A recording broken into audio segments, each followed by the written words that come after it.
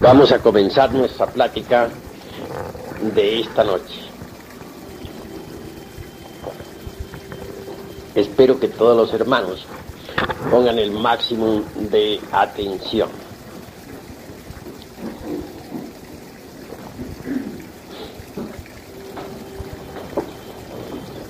Siéntate. Siéntate. Bien, hermanos. En todo caso, es necesario irnos conociendo cada vez más a sí mismos, si es que en verdad queremos llegar a la autorrealización íntima del ser. Obviamente, necesitamos trabajar, como ya lo he dicho en mis pasadas cátedras, con el elemento fuego. El fuego en sí es una sustancia que ha escapado a todos los análisis químicos. Dicen los científicos que es el producto de la combustión, lo cual es absolutamente falso. Nadie sabe cuál es la naturaleza del fuego. Sabemos, por ejemplo, que en la atmósfera existe el oxígeno y el nitrógeno. No ignoramos que en el agua está el HO2, o sea, el hidrógeno y el oxígeno. Tampoco podemos ignorar que en la Tierra está el carbono. Pero, ¿cuál es en realidad la fórmula del elemento fuego?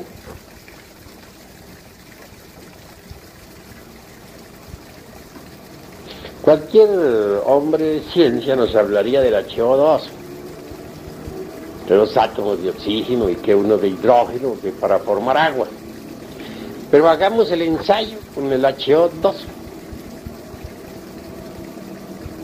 Y tratemos de unir los átomos de oxígeno e hidrógeno, tal como está en la fórmula, en un laboratorio, a ver si es cierto que resulta agua. Obviamente que no. ¿Por qué? Porque falta algo. ¿Qué? El elemento fuego. Entonces la fórmula del HO2 está incompleta. Eso es obvio. Así que el fuego escapa a todo. Una simple llama de que tenemos ahí, una veladora, sería suficiente como para que incendiáramos el mundo y ella permanecería impasible, ni aumentaría un átomo más ni un átomo menos. De cualquier veladora de estas sacamos otra veladora y otra y otra y otra y quemamos un depósito de gasolina, hacemos explotar un depósito de dinamita y sigue el fuego y quemamos el mundo. Y la veladora sigue igual, impávida, como si nada hubiera sucedido. ¿Qué clase de sustancia es esa? Que se burla de los químicos y que hace tantos prodigios. Sin embargo, permanece la misma, impasible. Realmente que la sustancia del fuego es divina. Ahora, a nosotros, como les decía a ustedes en pasada plática, solamente nos interesa la parte oculta del fuego, la llama de la llama, la asignatura astral del fuego, que es lo divinal. Es eso que vemos ahí en la cruz, ese INRI, Ignis Natura Renovatur Integral. El fuego renueva incesantemente la naturaleza.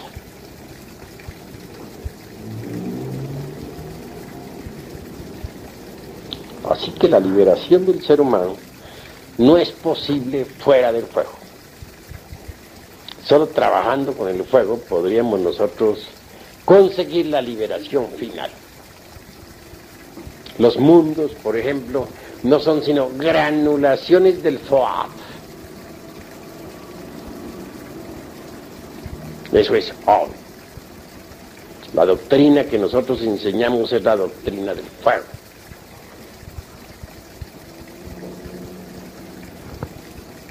Los libros que hemos escrito han sido con carbones encendidos. Y entre el crepitar incesante de las llamas, hacemos llegar el conocimiento secreto a la humanidad. Bien sabemos que tras del fuego hay maravillas. Una vez a un elemental grandioso del fuego se le preguntó: ¿qué hay más allá del fuego? Respondió: eso es cosa que nosotros ignoramos. Dios es un fuego devorador, dice San Pablo. Y así es.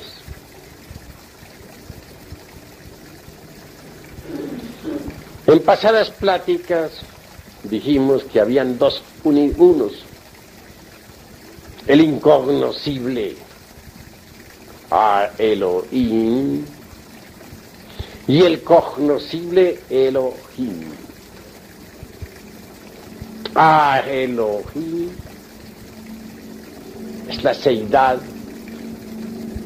incognoscible e inmanifestada.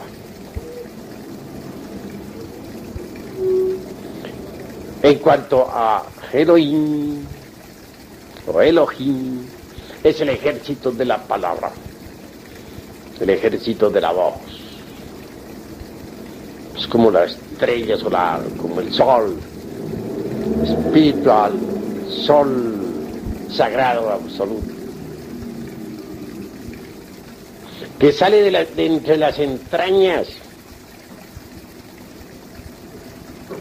del incognoscible. El ejército de la palabra emana pues del sol sagrado absoluto. Pero el sol sagrado del absoluto y el ejército de la palabra, que son uno, que ha salido de entre las entrañas vivas del incognoscible. El ejército de la palabra es fuego, es el foaz pluralizado. Mas no debemos olvidar que la variedad es unidad. El ejército de la voz está constituido por todas esas millonadas de Dian Chuang, creadores del universo. Y todos ellos son llamas de fuego ardiente. Pero vean ustedes qué grandioso es ese despliegue de Brahma, ese despliegue de la divinidad, ese despliegue del gran fuego universal. Cómo de lo incognoscible emana el demiurgo arquitecto del universo, que es fuego. Ahora bien, todo ese ejército de la palabra, todo ese ejército de los Dian Chuans, obviamente están numeralizados, clasificados en grupos, de acuerdo con las ideas cósmicas universales. Ellos son números vivientes, creando y volviendo nuevamente a crear.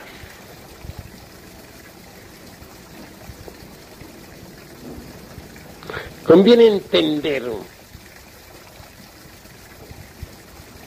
que de entre el seno del incognoscible ha brotado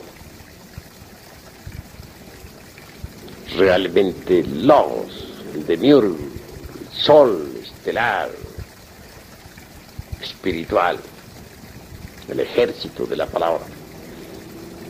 Y a su vez, de ese Logos múltiple,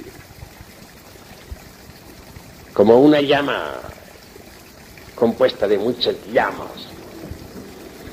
emana Atman el inefable.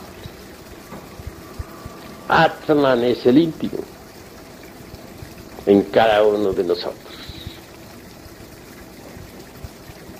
Nuestro espíritu divino e innombrable. A su vez de Atman se desprende Buddhi. ¿Y quién es Buddhi?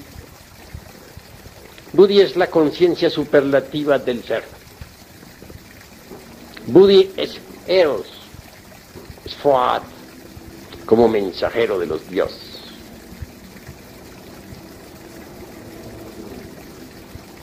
En los mundos superiores de conciencia cósmica, pueden los iniciados evidenciar el hecho concreto de que Atman siempre envía a Eros, o Fohat, o Buddhi, o la Valquiria, como diríamos en el lenguaje clásico de Wagner, a realizar determinados trabajos.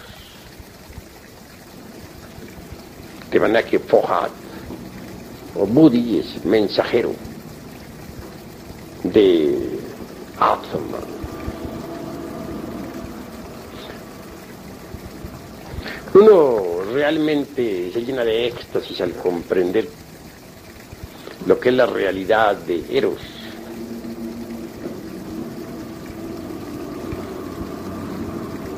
Uno se admira al ver a las valquirias de los Mahatmas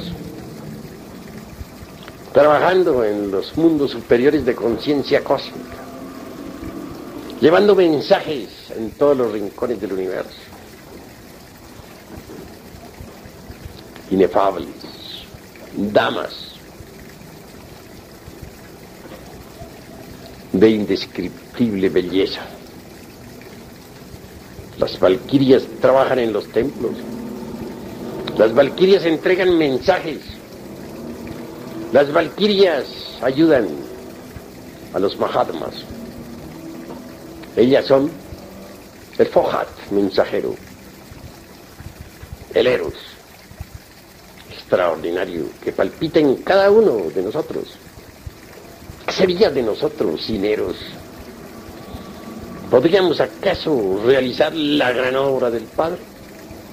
Nosotros necesitamos de Eros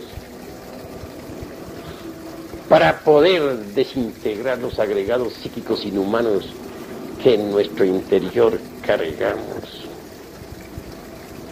Así pues, la estrella que se ha desprendido del sagrado sol absoluto es el demiurgo creador del universo.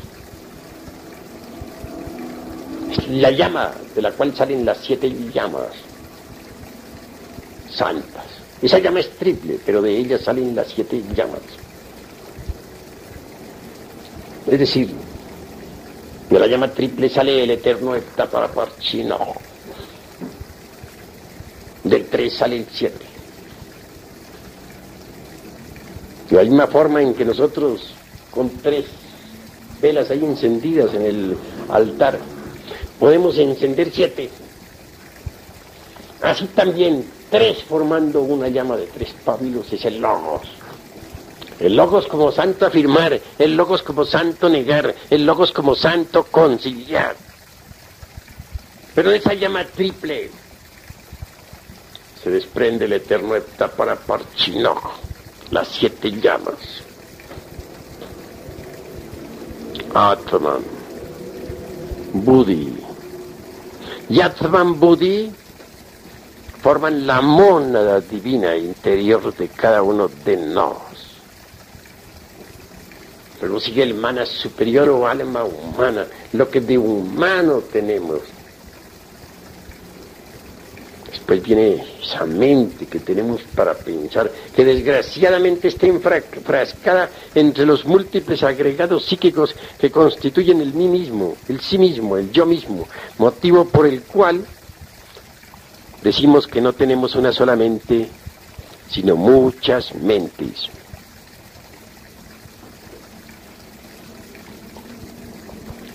Es obvio que si la sustancia mental está embotellada entre distintos frascos, si se encuentra dividida entre los mismos, si la sustancia de la mente está enfrascada entre muchos yoes, pues entonces ya no hay una sola mente, sino muchas mentes, desgraciadamente. Pero lo que se esconde tras de todas esas mentes, el radical es fuego, que sería en realidad de verdad el cuarto fuego, porque el quinto está detrás de todas esas emociones que cargamos, y en el iniciado auténtico detrás en su cuerpo astral. La sexta llama está atrás del principio de la vida, es el prana, es el fuego, como prana o vida. Y el séptimo arde en la misma médula espinal de la secta gnóstica.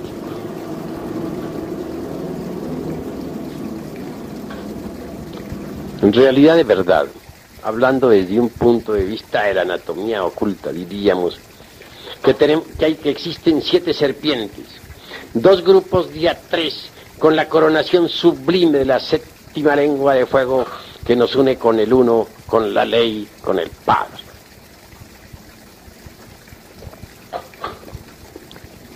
Si Atman recibe en realidad de verdad el principio ígneo, el fuego, del incognoscible, por mediación del demiurgo creador del universo, no hay duda de que en Buddhi viene a crear todo contenido. Con justa razón se nos ha dicho que el Buddhi es como un vaso de alabastro fino y transparente a través del cual arde la llama de prajna. En el Buddhi, en el Eros, en la Valquiria, la doncella, la bella Helena de Troya, está contenido Atman, el inefable. Pero al fin y al cabo, Atman Buddhi como mónada son radicales.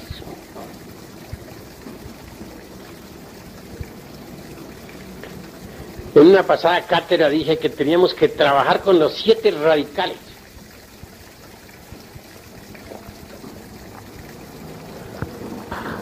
Y ya los hermanos creo que están informados de eso. Que son los 7 aspectos del fuego en nosotros. Las 7 lenguas de fuego en la anatomía oculta que emanan directamente del divino arquitecto del universo. Eso es obvio. Y así hay que entenderlo. La seidad en sí misma, incognoscible, es lo fundamental. De ella emana el fuego. Sat es seidad. Y de la seidad emana el fuego. Es decir, el demiurgo arquitecto. Pero hay un punto sobre el que yo quiero recalcar esta noche. Que si bien es cierto que El santo afirmar, el santo negar y el santo conciliar, es decir, el logo interior de cada uno de nosotros. Es radical. Es el Buda íntimo de cada uno de nosotros, porque cada cual carga su Buda íntimo, aunque no lo haya encarnado. Ese Buda íntimo a su vez emana de Adi Buda. Y Adi Buda es el incognoscible. Individualizando diríamos que cada uno de nosotros tiene su Adi Buda en el incognoscible espacio abstracto absoluto. De él emana nuestro logoi, y estoy ya particularizando y concretando. Y del logoi a su vez emanan los 7 aspectos del Foat, del fuego. Cuando digo que hay que trabajar con el fuego, debe ser todo bien entendido. Debemos tener un poco de conciencia más grande sobre lo que es el fuego. Hay que entenderlo mejor. La madre Kundalini de que tanto hemos hablado es fuego. Es el Fohat en nosotros, en nuestra anatomía oculta. Es una variante de nuestro propio ser, pero derivado. Si necesitamos trabajar con el fuego, con ella, porque ella es la portadora del fuego. Ella, la serpiente ígnea, se revuelve aterradoramente entre los candeleros del templo. Esa cobra sagrada de los grandes misterios es fuego, que crepita entre el aura del universo. Solo ella puede reducir a cenizas los agregados psíquicos inhumanos que en nuestro interior cargamos. No es fácil cosa poder desintegrar la totalidad de los agregados psíquicos. Piensen ustedes en que se procesan estos agregados en 7 niveles del ser. Hay santos que han logrado desintegrar agregados hasta en 5 y 6 niveles. Muy raro es aquel que logre desintegrar los agregados psíquicos en los 7 niveles del ser. Resulta que en los últimos niveles, especialmente en el 7º, tales agregados se vuelven terriblemente sutiles y suelen ser espantosamente difíciles. Si el iniciado no es lo suficientemente comprensivo, puede fracasar en la gran obra. En los niveles superiores del ser existen cosas que sorprenden. Las máximas morales no sirven para el 7º nivel de trabajo, ni aun para el 6º. Los códigos de ética salen sobrando. Los conceptos que uno tenía basados en interpretaciones meramente superficiales sobre las sagradas escrituras que han destruido, etcétera. El iniciado tiene que independizarse no solamente de las fuerzas del mal, sino también hasta de las fuerzas del bien. Tiene que pelear contra las potencias del mal y contra las potencias del bien. En última síntesis, el bien se vuelve mal. Y muchos aspectos que parecían del mal se vuelven bien. Y hay que pasar más allá del bien y del mal. Y conocer lo bueno de lo malo y lo malo de lo bueno. Las estructuras dogmáticas de la ética convencional. En el fondo solo servirían de escollo para el que marcha por la senda de la autorrealización.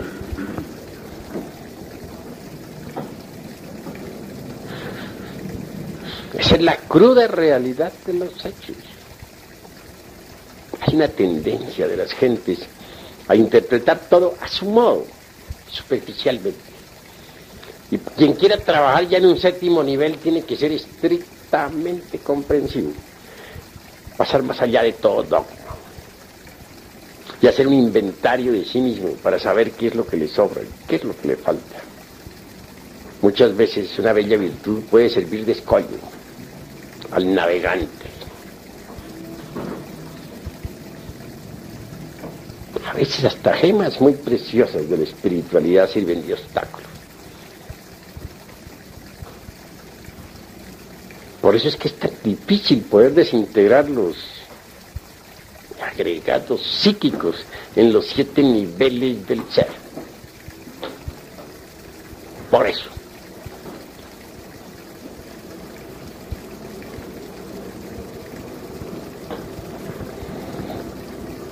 Por otra parte, hay que aprender a manejar los 5 cilindros de la máquina orgánica.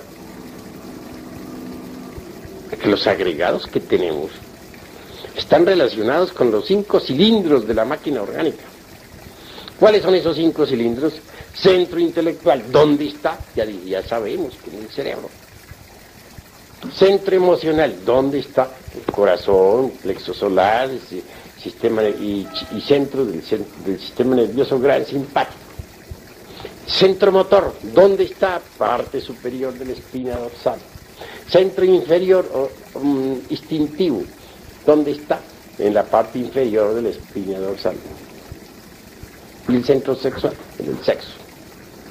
Hay agregados psíquicos del centro intelectual, como los hay del emocional, como los hay del motor, como los hay del instintivo, como los hay del sexual. Eso es obvio. Y uno tiene que estudiar los agregados psíquicos en cada centro, a ver cómo se comportan. Es cuestión de autorreflexión y experiencia directa, observación psicológica, etcétera. En todo caso, no puede ser desintegrado un agregado sin ayuda de la Divina Madre Kundalini, la cobra de los grandes misterios. Y ella exige, para la desintegración de cualquier agregado psíquico, previa comprensión del defecto psicológico que queremos reducir a cenizas. Eso es obvio. Primero debemos descubrir el defecto y después trabajarlo. Necesitamos de la autorreflexión evidente del ser para llegar a la comprensión de fondo. Necesitamos de la meditación íntima si es que queremos entender realmente tal o cual defecto. Pero una vez comprendido, hay que trabajarlo con la divina cobra sagrada de los grandes misterios. Solo así podríamos eliminarlo. Y repito, cualquier defecto está relacionado con algún centro de la máquina orgánica. Más con ayuda del fuego ese que viene del demiurgo creador del universo. Hasta la manifestación. A través de todos estos niveles del ser. Podemos reducir a cenizas cualquier elemento psíquico indeseable. No tienen que familiarizarse ustedes un poco más con el fuego. Aprender a sentir con el fuego, aprender a pensar con el fuego. Adorar el fuego, como lo hacen los parsis. Tanto los cristianos cuando exclaman Dios es un fuego devorador, como los parsis que adoran el fuego, como los miembros de cualquier tribu maya o tolteca o zapoteca o inca que rinden tanto culto al fuego. En el fondo pertenecen al más puro paganismo y al más delicioso esoterismo crístico. Mis caros hermanos, de entre los centros que nosotros tenemos en nuestro organismo. No hay duda de que el más difícil de controlar es el centro emocional. Porque el intelectual, aunque cueste trabajo, al fin con ciertas disciplinas más o menos lo vamos controlando. El motor, que es el que produce los movimientos, que está situado en la parte superior de la espina dorsal, es controlable también. Uno puede controlar los movimientos de su cuerpo, caminar si quiere caminar, levantar un brazo si quiere levantarlo o no levantarlo, si no quiere levantarlo. Arrugar el entrecejo o no arrugarlo. Es decir, todas las actividades del centro motor están bajo la voluntad. Pero el centro emocional es terrible. Esa cuestión de las emociones negativas, del sentimiento y de los sentimentalismos, etcétera, se torna difícil de poder controlar. En el Indostán, por ejemplo, dicen, comparan el centro emocional a un elefante. Un elefante loco, por ejemplo, ¿qué hacen en el Indostán para controlarlo? Le colocan de lado y lado dos elefantes sanos, cuerdos, los amarran para que no se vayan. Y entonces esos dos cuerdos logran al fin enseñar al loco a ser cuerdo, y al fin el elefante loco queda cuerdo. Es un sistema que usan los indostanes, está bueno. El centro emocional es un elefante, el intelectual es otro elefante, y el motor otro elefante, el centro motor instintivo sexual. Estos dos elefantes, el intelectual y el motor, pueden controlar al elefante loco de las emociones. Si en un momento queremos estallar así de desesperación o de angustia, es decir, nos hemos identificado con alguna emoción negativa y estamos mal, ¿qué debemos hacer? Acostarnos en la cama, relajarnos y poner la mente en blanco. Al relajarnos estamos actuando con el centro motor. Puesto que nos relajamos todo el cuerpo, aflojamos los músculos, toda tensión en el organismo. Y al poner la mente en blanco, es decir, al llevar a la mente a la quietud y el silencio, ¿qué sucede? El centro emocional no le queda más remedio que calmarse un poco, serenarse, y al fin el centro intelectual y el centro motor vienen a dominar al emocional. Son los dos elefantes cuerdos que vienen a domar al elefante loco.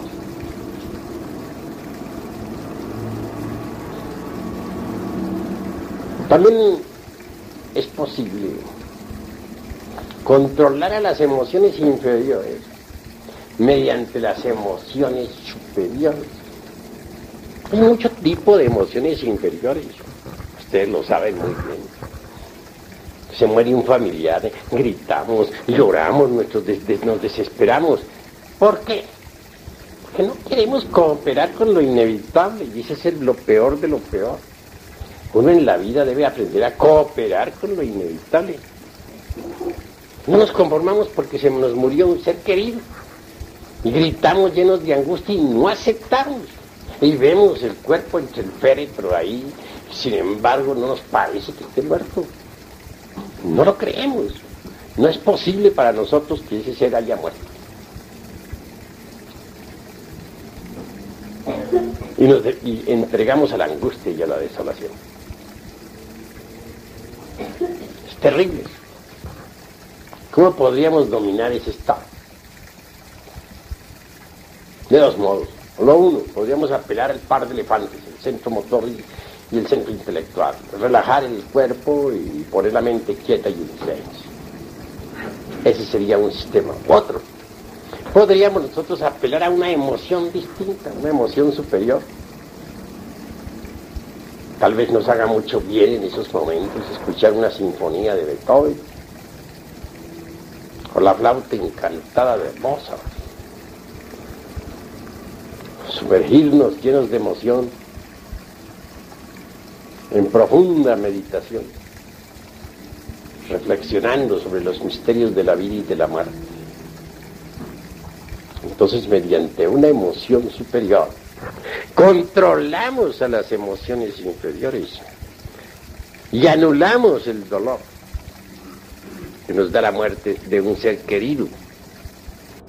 Eso es obvio. El centro emocional es muy interesante, pero nosotros tenemos que adueñarnos de las emociones inferiores, controlarlas, someterlas. Y eso es posible, de acuerdo con nuestra didáctica. Las emociones inferiores causan mucho daño. Emociones inferiores como los toros, emociones inferiores como el cine, emociones inferiores como las orgías de las grandes pachangas, emociones inferiores como el de que se saca la lotería, o el que se emociona por una noticia del periódico sobre una guerra o sobre tantas cosas que hay en el mundo. Emociones inferiores como las que da el tequila, emociones inferiores como las que desarrollan las gentes en todas sus bestialidades. No sirven sino para fortificar los agregados psíquicos inhumanos que en nuestro interior cargamos y crear nuevos también, además. Es necesario eliminar las emociones inferiores mediante las emociones superiores. Eso es posible. Aprender a vivir una vida edificante y esencialmente dignificante. Eso es fundamental. De lo contrario, no sería posible progreso alguno. ¿Cómo? ¿De qué manera? También necesitamos de ser más sinceros con nosotros mismos, a fin de desarrollar el centro emocional superior y liberarnos de las emociones meramente negativas y superficiales. Hay gente que es cortés con nosotros, son decentes. Hay gente que le brinda amistad a la otra gente. Pero ese es el aspecto público o exotérico, dijéramos. Pero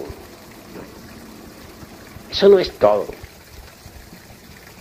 Sabiendo que tenemos una psicología interior,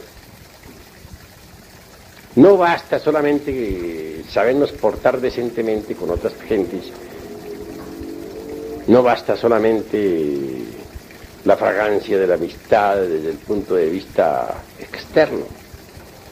¿Cuál es el comportamiento que nosotros tenemos internamente para con la otra gente? Normalmente, quienes brindan amistad a otra persona tienen dos facetas, la de afuera y la de adentro. La de afuera aparentemente es magnífica, pero la de adentro, ¿quién sabe? Estamos seguros de que no criticamos al amigo a quien le hemos brindado tanta estimación. Estamos seguros de que no sentimos alguna antipatía por algunas de sus facetas. Estamos seguros de que no lo estamos atrayendo a la cueva esa que tenemos de la mente para torturarlo, para hacer escarnio de él, mientras le estamos sonriendo dulcemente. ¿Cuántas gentes que estiman a alguien en su interior no dejan de criticar a aquel alguien a quien estiman, aunque no exterioricen sus críticas? y hacen escarnio de sus mejores amigos, aunque sonrían dulcemente en presencia de ellos. Realmente debemos ser más completos, más íntegros. Tratemos por un momento de poner en igualdad de marcha a dos relojes, al de afuera y al de adentro, al exterior y al psicológico, que marchen en perfecta armonía el uno y el otro. Que de nada sirve que nosotros estemos portándonos bien con nuestras amistades, que estemos brindándoles nuestro cariño, si por dentro nos estamos haciendo escarnio de ellos, si por dentro los estamos criticando, si por dentro les estamos torturando. Es mejor que los dos relojes, el exterior y el interior, marchen al unísono, segundo a segundo, de instante en instante. Debemos ser más completos, más íntegros, dejar a la crítica mordaz, psicológica, interior, a gentes que estimamos. ¿Cómo es posible esa contradicción que estimemos una persona y por dentro le estemos criticando? Estemos hasta hablando bien de esa persona a quien estimamos, pero por dentro nos la estamos tragando viva.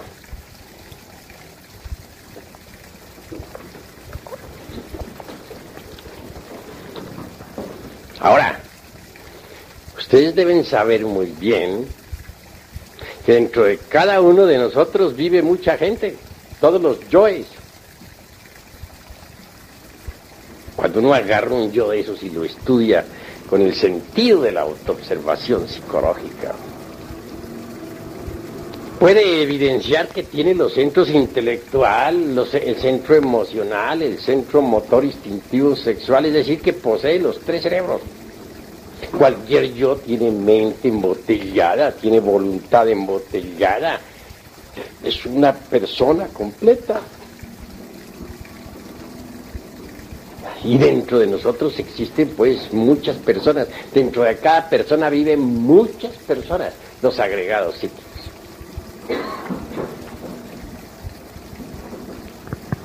Así, cualquier amistad que tengamos nosotros merece que sea debidamente, dijéramos, tratada. Tienen ustedes un amigo, por ejemplo. Hay cosas del amigo que les gustan a ustedes y hay cosas que les disgustan a ustedes. Ustedes son amigos de algún yo de su amigo, o de unos cuantos yoes de su amigo. Pero hay otros yoes de su amigo que les molesta a ustedes, que les causa antipatía. Porque tenemos que tener en cuenta que dentro de cada persona se manifiestan muchas personas. Ustedes suelen hacer amigos de determinados agregados de tal o cual amigo, de tal o cual persona. Pero no son amigos de todos los agregados del amigo ese en cuestión. Por eso dicen, hay cosas de este amigo que me gustan, hay cosas que me disgustan, tiene cosas buenas, tiene cosas malas. Esa es la forma que nosotros tenemos para hablar. Sí, depende del tipo de agregado que esté en un momento dado hablando. Entonces la amistad que sentimos por otros no es completa. Solo sentimos amistad por unos cuantos agregados de esa persona. Pero no sentimos cariño por los otros agregados de esa otra persona. Puede que a esa persona a quien es física, físico, psicológica, a la cual estimamos, puede que tenga agregados psicológicos que no estimamos. En determinadas horas dicha persona nos cae pesada, precisamente porque se están expresando otros agregados con los cuales no tenemos amistad.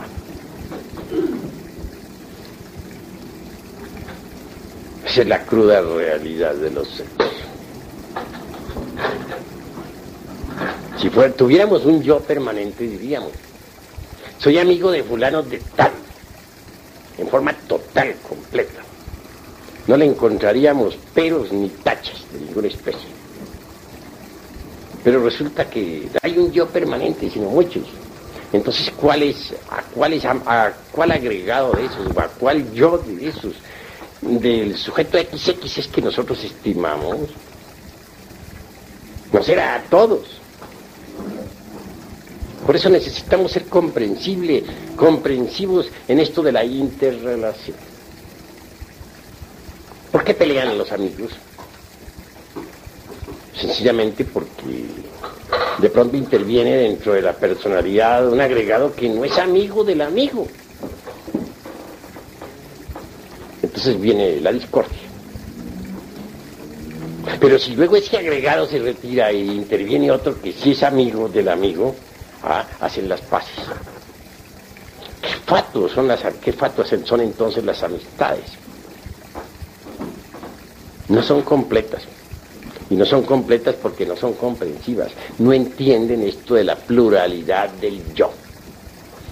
Si no, serían completas. Sabrían disculpar los defectos del amigo y no riñirían con él. Falta ese conocimiento para que nosotros no riñamos con nuestros amigos, hacernos más conscientes de eso. Así mejoramos nosotros la interrelación, la convivencia. Existen simpatías que podríamos decir son mecánicas y antipatías mecánicas. Ni una ni otra sirven porque son mecánicas. A veces decimos fulano de tal me cae gordo. ¿Pero qué es lo que nos cae gordo de fulano de tal? Un agregado psíquico que posiblemente no es amigo de nosotros. Eso es todo. Nosotros no debemos tratar, pues, de hacer una simpatía a la fuerza con alguien que antipatizamos, sino ante todo descubrir cuál es la causa de la antipatía. Cuando descubrimos a base de reflexiones que esa antipatía es mecánica, la antipatía desaparece entonces por sí misma y queda la simpatía. Pues ¿cómo podríamos o qué base podría servirnos para llegar a la conclusión de que una antipatía es mecánica? Yo digo que sencillamente comprender la pluralidad del yo. Es indubitable que dentro de toda persona viven muchas personas. Hay veces que en determinada gente, por ejemplo, en determinados sujetos se expresa algunos agregados que no nos gustan. Esto es mecánico. Reflexionemos en que dentro de esa persona que nos cae gorda, también hay agregados que pueden simpatizar con nosotros y ser serviciales y amigos. Que no todos los agregados que se manifiestan en un sujeto XX son desagradables para nosotros. Pueden manifestarse en un XX fulano al que no nos gusta, agregados que sí nos gustan. Si reflexionamos en eso, comprendemos este punto de vista de la pluralidad del yo.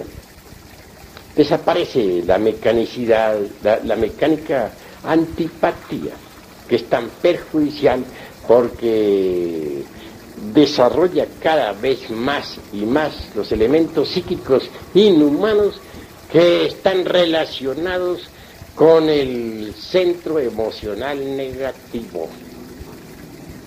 Cuanto más vayamos nosotros eliminando los agregados del centro emocional negativo, más y más se irá desarrollando en nosotros el centro emocional superior.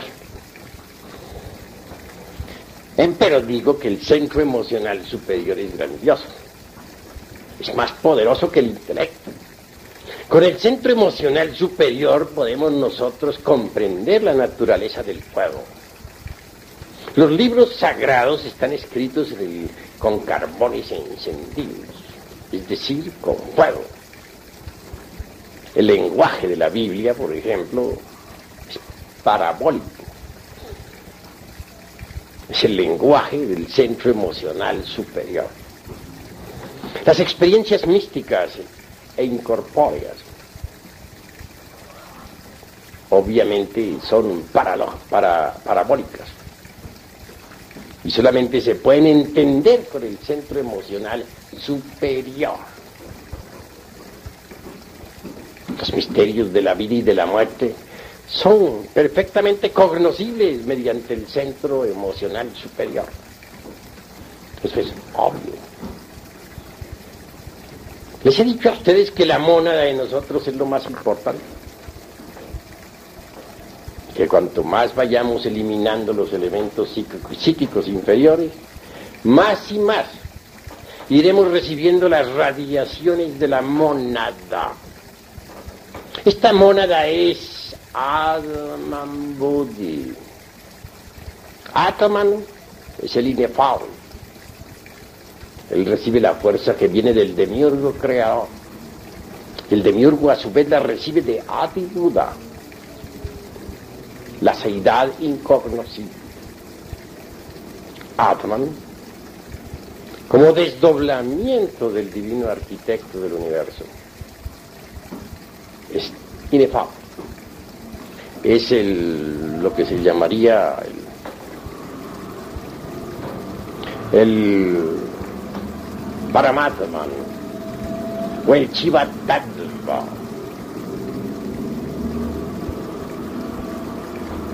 Buddhi, a pesar de que es tan espiritual, resulta más corpóreo, dijéramos, más concreto que Atman.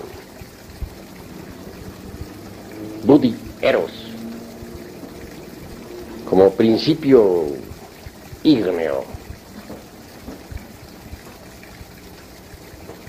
Obviamente se va haciendo cada vez más evidente para nosotros. Sus radiaciones nos van llegando cada vez más y más hondo a medida que vayamos disolviendo las emociones negativas del centro emocional y conforme el centro emocional superior se vaya desarrollando. Atman Buddhi es la mónada, la realidad dentro de nosotros, lo que cuenta, el ser real en nosotros. Nosotros tenemos que luchar eliminando emociones negativas para ir acercándonos cada vez más y más a la mónada. Y la mónada precisamente nos ayuda porque de Buddhi emana Eros, esa fuerza sexual extraordinaria con la que nosotros podemos desintegrar los agregados psíquicos en la forja de los cíclopes. ¿Qué sería de nosotros sin Eros? A Eros se opone Anteros, potencias del mal, que no están fuera de nosotros, sino dentro de nosotros, aquí y ahora. Son todos esos agregados del centro emocional inferior, el Antero. Si eliminamos las emociones negativas y desarrollamos el centro emocional superior, iremos penetrando cada vez más en la esencia del fuego. Nos iremos acercando más y más a nuestra mónada interior que siempre nos ha sonreído. No olviden ustedes que el centro emocional, en su principio, es puro, radiante. Las emociones inferiores, ubicadas en las partes o en los puntos del centro inferiores del centro emocional, constituyen el emocional inferior. Pero si eliminamos las emociones inferiores, entonces queda todo perfecto, como una flor de loto deliciosa, el centro emocional superior. En todo caso, Atman es el rayo que nos une al Logos y al Adi Buddha, y la fuerza de Adi Buddha y del Logos interior llega a Atman y en Buddhi queda contenida. Pero el acercamiento a Buddhi es imposible mientras nosotros tengamos emociones negativas. En otros términos, el acercamiento a la mónada se hace difícil si continuamos con las emociones inferiores. No debemos aceptar emociones inferiores dentro de nosotros. Debemos cultivar las emociones superiores, la música. Debemos escuchar a Beethoven, debemos escuchar a Mozart, a Liszt, a Tchaikovsky. Debemos aprender a pintar. Pero que los cuadros que pintemos no sean infrahumanos. Debemos verter en ellos nuestros sentimientos más nobles. Todo lo que nosotros hagamos debe ser dignificante y esencialmente edificante. Uno se llena de éxtasis al contemplar las columnas corintias de los tiempos antiguos, los mármoles de Roma y de Atenas, las esculturas magníficas de una Isis morena en la tierra de los faraones, o de un Apolo, o de la Venus del Milo, o de la casta Diana. Uno se llena de éxtasis, vibra con emoción superior al escuchar, por ejemplo, la lira de los tiempos antiguos, o al entregarse a la meditación profunda entre el seno de la naturaleza, o al pasearse por las ruinas de la antigua Roma, o al caminar por las orillas del Ganges, o al caer de rodillas ante el gurú entre las nieves perpetuas de los Himalayas. Entonces vibra la emoción superior. En los tiempos antiguos, allá en la Lemuria, en las épocas en que los ríos de agua pura de vida emanaban leche y miel, cuando todavía la lira de Orfeo no había caído sobre el pavimento del templo hecha pedazos, el centro emocional superior vibraba intensamente en cada ser humano. Esa era la época de los titanes, la época en que los seres humanos que poblaban la faz de la tierra podían ver el aura de los mundos y percibir más de la mitad de un joltapannas en las tonalidades del color. Bien sabemos que un joltapannas tiene más de 5 millones de tonalidades. Pero cuando el centro emocional inferior se desarrolló con las pasiones violentas, con la lujuria, con el odio, con las guerras crueles entre hermanos, entonces ese sentido se atrofió. Quedó metida la humanidad dentro de este mundo tridimensional de Euclides. Ha llegado la hora de entender que solo mediante el centro emocional superior es posible penetrar más profundamente dentro de nosotros mismos. Si nosotros procedemos rectamente, si aprendemos a vivir, si aprendemos a relacionarnos con nuestros semejantes en una forma bella, entonces nos acercaremos más y más a la mónada sagrada. Distintos chispazos de conciencia cósmica nos irán sorprendiendo, se irán haciendo cada vez más continuos, hasta que al fin un día tengamos todos, en realidad de verdad, la conciencia despierta, la conciencia superlativa del ser, Buddhi. Ese día seremos dichosos. En ese delicioso mañana, las vibraciones de Buddhi nos saturarán totalmente y sabremos vivir de verdad en estado conscientivo perfecto. Hasta aquí esta cátedra.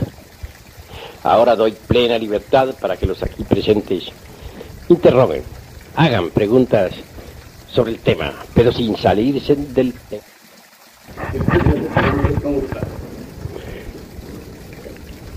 Ya ves tú cuán fácil es tergiversar la enseñanza. Tú lo haces con el corazón sencillo y sincero, pero después que tú digas eso, otro fulano la tergiversa un poquito más. Y el tercero sigue tergiversando más. Y cuando la enseñanza llegue a toda la América, ya se estará diciendo, Samael Agumbeor está contra las virtudes, no más virtudes. Así se tergiversa la enseñanza. Y así se ha tergiversado la enseñanza de todos los hermanos mayores que han ayudado a la humanidad. ¿Qué quedó del budismo? ¿Me puedes decir tú? Gautama Sakyamuni habló contra el abominable órgano Kundartiwador. Toda su doctrina fue contra las malas consecuencias de ese abominable órgano. Hoy tenemos un evangelio budista deformado completamente. Ya nada, casi nada queda del budismo antiguo. Todo ha sido deformado. No estoy pronunciándome contra las virtudes, aclaro. Debemos pensar correctamente. El agua es útil, es magnífica, es buena en el lavamanos, es buena entre su recipiente, en el baño. Pero ¿qué dirían ustedes del agua metida en la sala, inundando las recámaras? Ya cambiaría todo, ¿verdad? Sería mala. El fuego está bueno en la cocina. También está magnífico ahí en las veladoras. Pero si el fuego en este momento estuviera quemando esta casa y llegaran los bomberos, ¿qué diríamos? Sería una calamidad, ¿verdad? Así toda virtud es buena en su lugar, pero fuera de su lugar es mala. Un misionero, como ustedes, está bien que dé las enseñanzas, que las divulgue por todas partes. Pero ¿qué tal que ustedes, en vez de divulgar las enseñanzas entre las distintas gentes, por ahí en las calles, o en los lumiciales, o en las casas de familia, se fueran a los prostíbulos a divulgarla? ¿Estaría correcto eso? Sería malo, ¿verdad? Entonces el misionero se convertiría ¿en qué? Un malvado, ¿verdad? Muy bien. Pero no quiere decir que el misionero sea un malvado. Todo depende del uso que haga de sus virtudes. El dinero en sí mismo no es bueno ni es malo. Todo depende del uso que se haga de él. Si se emplea para el bien, es bueno. Si se emplea para el mal, es malo. Lo mismo son las virtudes. Son preciosas, son gemas inefables. Es claro que cada defecto psicológico eliminado deja el puesto libre para la cristalización de una virtud. Pero las virtudes fuera de su lugar son malas. Con ellas se puede hacer mucho daño también. No solamente a los demás. Uno puede dañarse a sí mismo con sus propias virtudes si no las sabe manejar. Quiero que entiendan esto los hermanos con una claridad perfecta. ¿Qué dirían ustedes, por ejemplo, de la violencia? ¿Será buena la violencia o no? ¿Qué me responden? ¿Cuál sería la respuesta?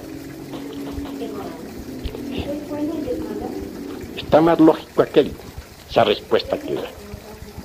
La violencia se aplica con sentido de defensa es bueno para uno. Y si se aplica de una forma excesiva, entonces ya no es muy para nosotros mismos. En sustancia está correcto lo que tú estás diciendo, más hay que detallarlo. Obviamente, la violencia conduce y no es aconsejable. Pero, tengamos esto. Un hombre tiene su esposa y tiene sus hijos. Vive en su casa. Tiene hijas también, ya grandes, señoritas. De pronto un grupo de bandidos resuelve asaltar la casa para violar a su esposa y violar a sus hijas y todo.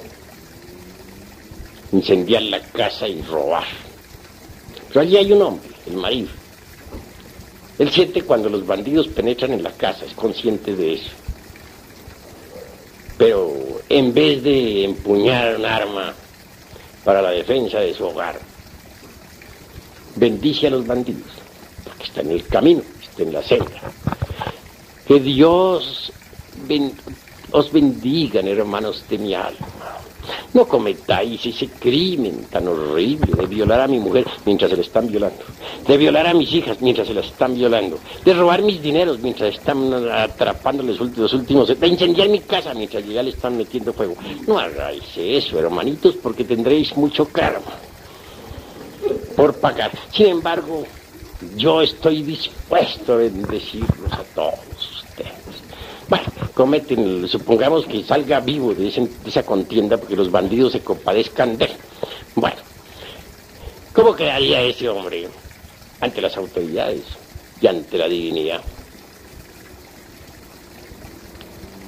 Las autoridades creo que lo juzgarían por cómplice del delito. Hay un delito, eso está ya visto en el Código Penal.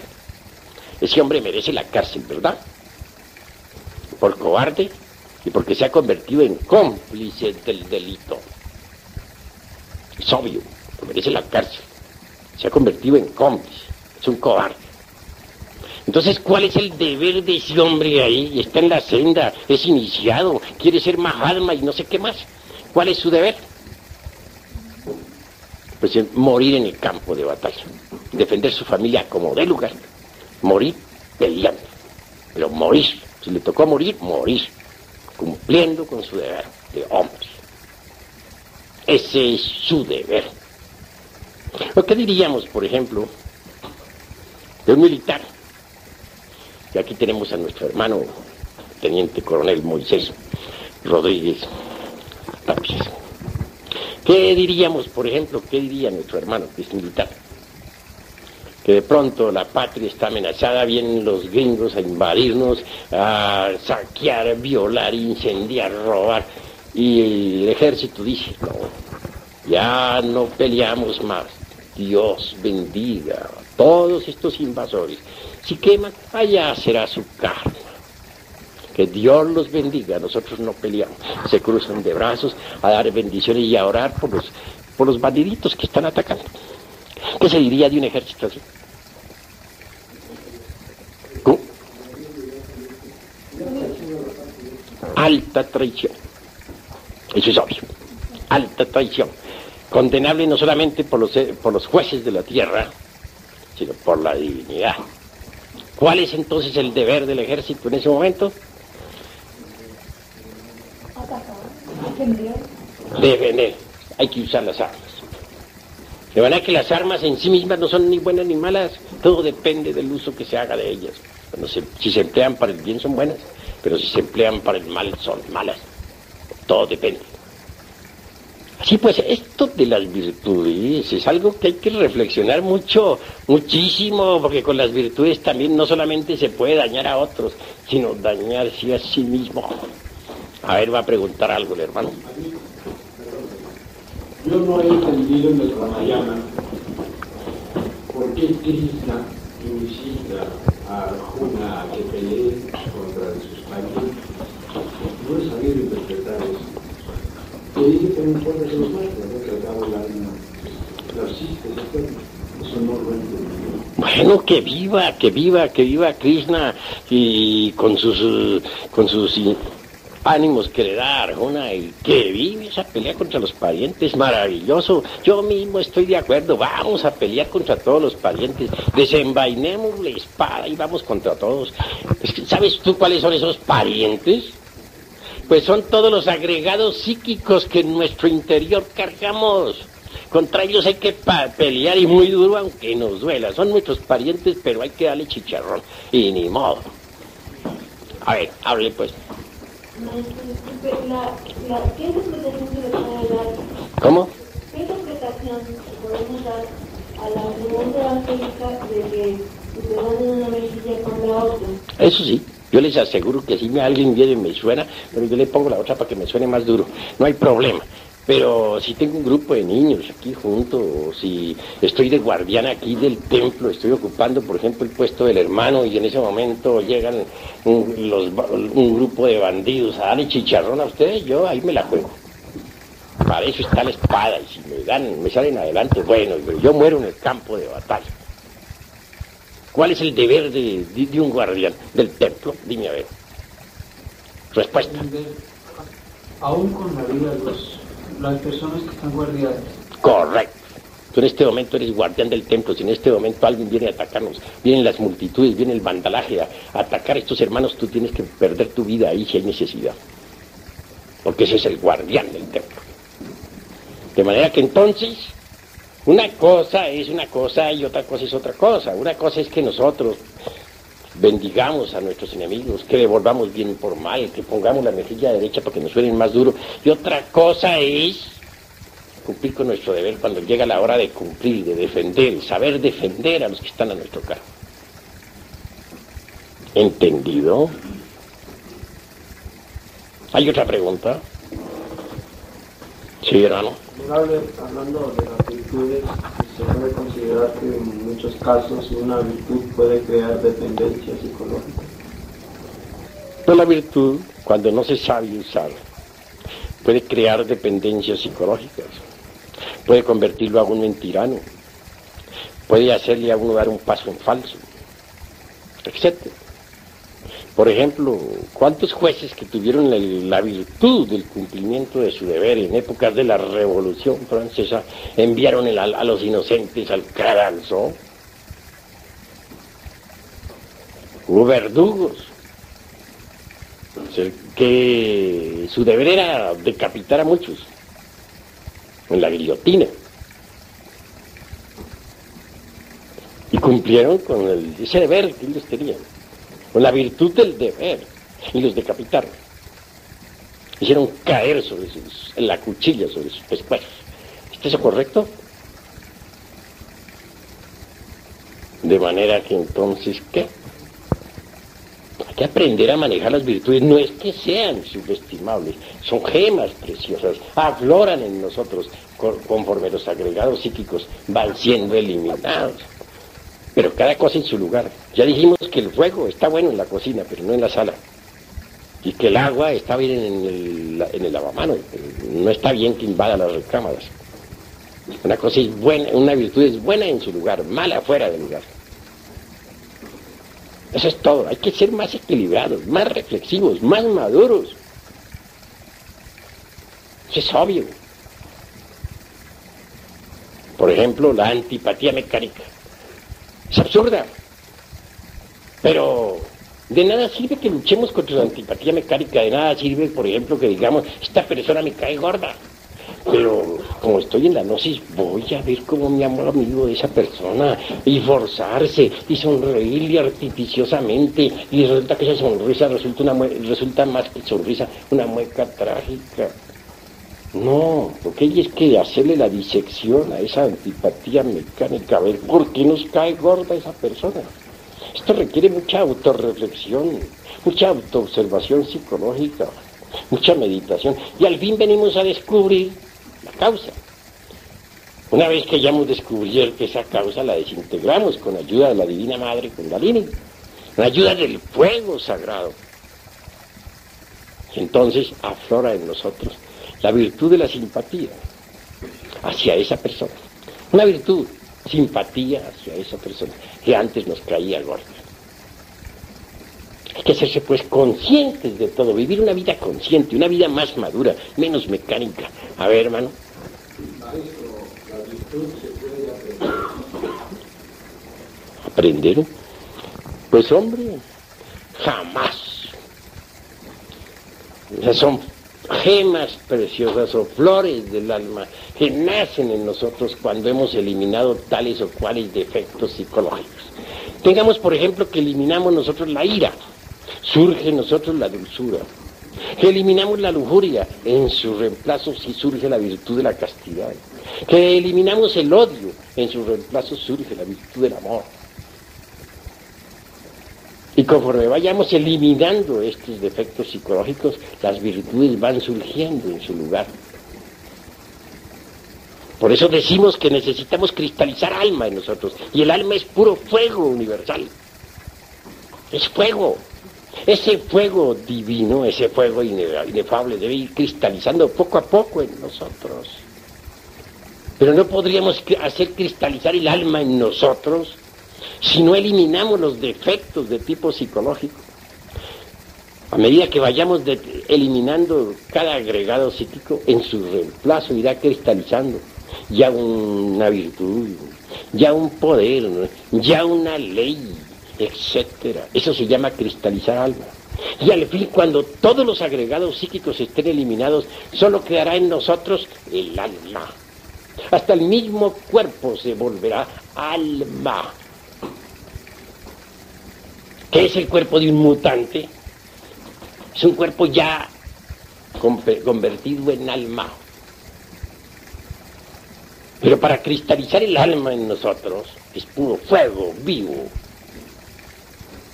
se necesita forzosamente eliminar los agregados psíquicos. Y esto solamente es posible pasando por grandes crisis emocionales. Porque esto no es cuestión meramente intelectual, no, hay que pasar, para eliminar un agregado psíquico, tiene uno que pasar por terribles arrepentimientos, llorar, desesperarse, darse contra el suelo y hasta azotarse si hay necesidad. Hay que sufrir muchísimo, arrepentirse, pasar por terribles, repito, amarguras. Si uno no pasa por esas crisis emocionales, pues no desintegra lo que debe desintegrar y no cristaliza las virtudes. Y no cristaliza el alma. Pero cuando uno logra cristalizar el alma y se convierte todo en alma, entonces resplandece gloriosamente. Es una llama más de la gran hoguera, ardiendo entre la aura magnífica del universo. Así nos enseña la doctrina del fuego. Y así debemos nosotros comprenderlo. ¿Alguna otra pregunta? Eros es el fuego, y la Madre Divina es fuego también en nosotros. ¿Cómo se hace para que Eros resista para llegar a lo máximo de ese fuego que no se nos escape como agua? ¿Qué? Que no se nos escape. Es que Eros es fuego, el fuego sexual, que emana de la mónada. La mónada a su vez la recibe del logos. Ese fuego erótico surge concretamente desde la Valquiria, desde Buddhi, en la manifestación. No se escapa cuando no se derrama el vaso hermético, cuando el vaso que contiene el aceite permanece incólume.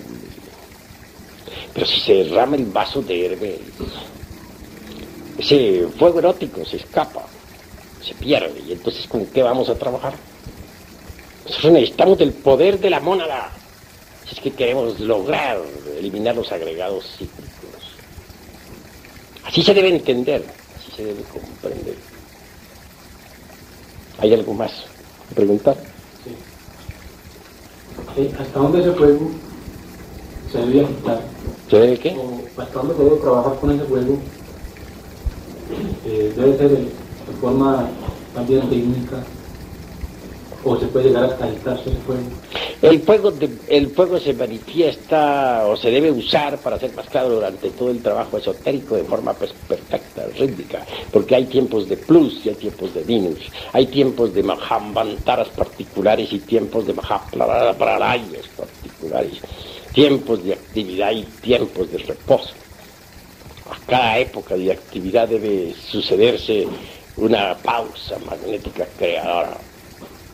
Que todo existe el biorritmo. A ver, hermano. Volviendo a lo de las crisis emocionales que usted mencionaba, sería congruente que una persona que esté interesada realmente en realizar la gran obra pidiera a su ser lo hiciese pasar por esas crisis emocionales. El ser es el ser y tiene muchas partes. ¿A cuál parte del ser te estás refiriendo? Por lo menos al entrenador psicológico, a la luz particular. Cada parte del ser merece ser reflexionada. porque sabemos muy bien que de la llama única emanan las 7 llamas, y las 7 se multiplican por 7, y esas 7, y a su vez sigue así por otras 7, etcétera, etcétera, etcétera. De manera que, obviamente, uno solo hace una parte. Las otras partes del ser tienen que trabajar también. Eso es obvio. Cada llama está obligada a trabajar. Pero, obviamente, es la Madre Divina Kundalini, la esposa de Shiva, la obligada realmente a realizar el máximo del trabajo. Y en cuanto a las crisis emocionales, es cuestión del centro emocional superior. Es cuestión de comprensión. Cuando uno comprende lo absurdo que ha sido, cuando uno se da cuenta de que uno no es más que una piltrafa humana que no vale nada, entonces surge el arrepentimiento por todos los delitos cometidos. Y de ello deviene la crisis emocional natural, no fingida, sino sentida de verdad. Eso es todo. Cuando se dice que el agua es el habitáculo del fuego, ¿se está diciendo de que el fuego proviene del agua o es el fuego el primer elemento que le da vida a los demás elementos? El agua puedes tú analizarla, encuentras la fórmula HO2, pero esa H2 sin fojato quedaría incompleta. Hay que añadirle a la fórmula el fojato. De manera que entonces no podría existir el agua sin el elemento fuego, que es lo primordial, es lo fundamental. Cuando el fuego condensa, primero lo hace en aire, después en agua y por último en tierra. Tú puedes conocer los elementos químicos del agua, el HO2. Puedes conocer los elementos químicos de la tierra y saber lo importante que es el carbono o el carbono.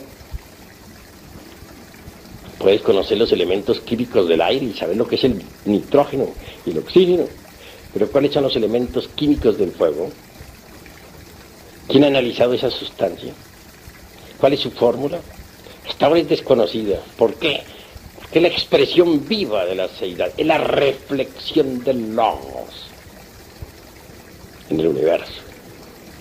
De verdad que del fuego sale todo. Y si no trabajamos con el fuego, desintegrando nuestros defectos psicológicos, marcharemos por el camino del error. Maestro, Lucifer, pues es el dador de luz, ¿no? ¿Qué relación tiene Lucifer en la Madre Divina de nosotros y en el trabajo en la playa? Pues Lucifer es el fuego, es el fojat, es el azufre de los alquimistas medievales. Obviamente es la reflexión del Christus cósmico o del Vishnu en nosotros y dentro de nosotros. Indubitablemente él desciende hasta las profundidades de sí mismo, de nosotros mismos. En cuestiones de esoterismo crístico decimos que es el diablo cuando todavía nosotros no hemos eliminado los agregados, porque en él se refleja entonces todos nuestros defectos. Pero si nosotros desintegramos nuestros agregados psíquicos, él resplandece. Y se integrará con nosotros para transformarnos transformarnos y convertirnos en mutantes. ¿Qué es un mutante? Es un hombre integrado con Lucifer. Eso es un mutante. Lucifer nos da todos los poderes, nos da el elixir de larga vida, nos da el poder sobre los elementos del fuego, de los aires, de las aguas y de la tierra. Pero para que Lucifer resplandezca en nosotros, se integre con nosotros, necesita primero ser blanqueado. Por eso dicen los alquimistas medievales: quema tus libros y blanquea el latón. Hay que blanquear el latón. Necesitamos blanquear al diablo. Cada uno de ustedes tiene el diablo negro como el carbón, horrible. Necesitan blanquearlo. Solamente lo pueden blanquear ustedes, cada uno de ustedes, desintegrando sus agregados psíquicos. El día que lo hagan, ustedes se integrarán con él y él con ustedes, y les entregará él el tesoro escondido, el vellocino de oro, y les dará todos los poderes. Antes no es posible. ¿Comprendido? ¿Alguna otra palabra? Cuando el arrepentimiento no surge debido a la multiplicidad de tomar una determinación respecto a uno mismo que aparentemente puede ser mala, puede servirnos de base para comprender aquello de que hay obstáculos. Bueno, habla más claro, que no te estoy entendiendo. Barájamela más despacio, más claro, más despacio y más fuertemente. Cuando el arrepentimiento no surge mal, cualquier determinación que nosotros tomemos debido a la multiplicidad del ego para, digamos, para castigarnos como lo hacía San Antonio y San Francisco, eso que aparentemente podría ser una maldad, y nos puede ayudar en el camino de la autorrealización para eliminar determinados agregados psíquicos. Bueno, en esto no hay dogmas. Esto lo que hay son inventarios, sumas y restas, multiplicaciones y divisiones. Hay que saber qué es lo que nos sobra y qué es lo que nos falta, sin dogmas. En primer lugar, lo que se necesita es saber si no surge el arrepentimiento en nosotros. Si verdad no surge es porque somos perversos. Porque cuando surge en nosotros es porque todavía no hay perversidad. Pero si no surge somos demasiado malvados, demasiado perversos. Obviamente, mis queridos amigos, ¿qué hay en el arrepentimiento? Algunos lo traducen en una forma y otros en otra forma. Hay quienes dicen que es cambiar la forma de pensar y citan términos griegos y etcétera, etcétera, etcétera, y otras tantas hierbas. Perdónenseme la franqueza, pero no estoy de acuerdo con esas concepciones. Cuando uno en realidad de verdad se enfrenta a su propia mónada divinal, que emana del sagrado sol absoluto, y mira hacia abajo lo que tiene en el fondo y se da cuenta de todas sus barbaridades, hay arrepentimiento. Trabaja con arrepentimiento, pasa por las emociones, y pasa por las crisis emocionales. Pero cuando uno se ha alejado tanto del sagrado sol absoluto, que ya las emanaciones, las ondulaciones cósmicas del sagrado sol absoluto no le llegan, porque está demasiado desviado, alejado, caído en la magia negra, es un caso perdido. En ese caso es un malvado. Y ese malvado tendrá que castigarse mucho a sí mismo. Necesitará pasar por horribles penitencias, obviamente. Necesitará ser muy sincero consigo mismo, demasiado sincero, a fin de que pueda en verdad desintegrar los agregados psíquicos inhumanos que en su interior carga. Pero antes de todo, si no le ha llegado el arrepentimiento es porque es un malvado, perverso. Ha llegado a la perversidad, porque una cosa es la maldad y otra la perversidad. El perverso ya no tiene remordimiento ni arrepentimientos. Es un caso perdido. Ya no nos tocan las ondulaciones cósmicas del sagrado sol absoluto. Por eso no siente ni remordimiento ni arrepentimiento. Se vuelve cínico y se convierte en habitante del reino mineral sumergido. Ingresa en el mundo de 96 leyes. Eso es todo. Pero, ¿cómo hacer en ese caso para lograr que el que no tiene arrepentimiento se arrepienta? Repito, necesitará apelar a mucha fuerza de reflexión para analizar sus defectos psicológicos y hasta hacer ciertas penitencias rigurosas y disciplinarse, etc. Bueno, he dicho. ¿Alguna otra palabra? ¿Alguna otra pregunta? Gracias a la pregunta de Lucifer, quería saber, pero he tenido esta inquietud.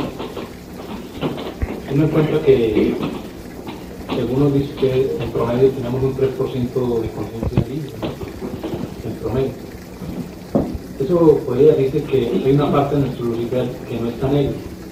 Entonces, si vemos, pongamos como al Fausto en esto, ¿y cómo llama a su Lucifer, a su himno de amor? No hay una fórmula exacta para uno trabajar con él o para uno invocarlo y que siga viviendo. Bueno, eso detrás de esa pregunta hay un resorte de curiosidad. En el fondo hay un resorte de curiosidad. ¿Te gustaría trabajar con él? Sencillamente porque se ha oído hablar tanto de él. Habla Goethe, Habla el doctor Fausto, encantador y mago. Se citen tantos textos que bien vale la pena intentar alguna amistad con él. Pero pregunto a los aquí presentes, ¿hay alguno que ya esté tan preparado como para trabajar con el señor Lucifer? Seamos sinceros, ¿cuál de ustedes está preparado? Ninguno, ¿verdad? Primero démonos el lujo de morir y luego vendrá lo demás.